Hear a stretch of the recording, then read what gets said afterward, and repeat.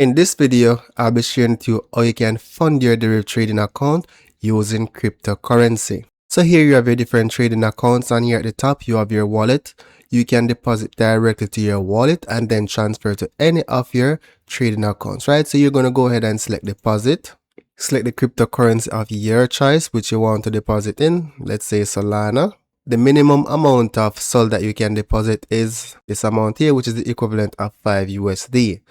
So now what you need to do is go to your crypto platform. Let's say CXIO. I don't have any currency right now. So let's say I had some inch, right? What you need to do is convert this inch. Is to convert the inch, right, to Solana. So you would select Sol and select Solana and do your conversion. So once you do your conversion, you'll have the option to do a send. And once you do a send, you'll have the option to copy your deposit address here, and that's literally how you go about funding your account using cryptocurrency. And that's basically it. That's it for now, guys. Thank you for watching, and don't forget to leave a like or comment on this video.